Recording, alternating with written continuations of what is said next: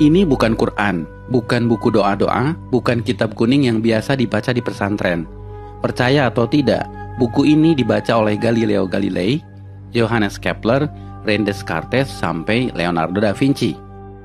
Judul aslinya dalam bahasa Arab adalah Al-Manazil, tapi kemudian diterjemahkan ke bahasa Latin menjadi Book of Optics. Ini adalah buku sains paling berpengaruh dalam sejarah sains di Eropa, bahkan seluruh dunia dalam bidang optik. Tanpa buku ini, mungkin sekarang tidak ada yang namanya kamera. Menariknya, buku ini usianya lebih dari 1000 tahun, tapi sampai sekarang masih relevan. Amazing is that we, all around the world, we talk about Newton as being the father of optics, and yet here we are, 1,000 years ago. Siapa penulis buku ini? Orang Barat menyebutnya Al-Hazen, sebutan Latin untuk Al-Haytham. Ya, beliau adalah Ibnu Al-Haytham, seorang ilmuwan muslim di abad ke-11, di mana ketika itu Islam sedang dalam masa keemasannya. Orang Barat menyebutnya the Islamic Golden Age.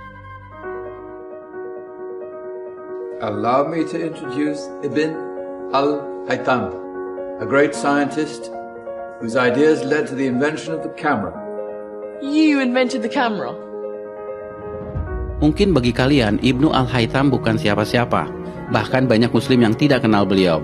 Tapi di Eropa, beliau sangat terkenal, disejajarkan dengan Galileo dan Newton, karena beliau adalah peletak dasar ilmu tentang cahaya.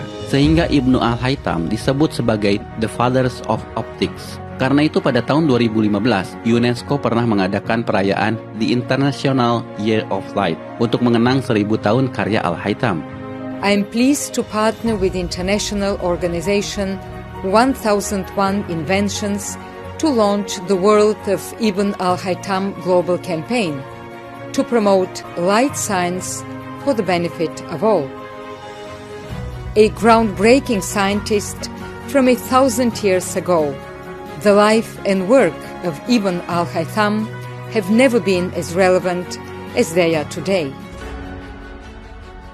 Salah satu temuan Ibnu Al-Haytham yang paling merevolusi pandangan sains dunia ketika itu adalah bagaimana beliau menjelaskan cara mata kita bekerja.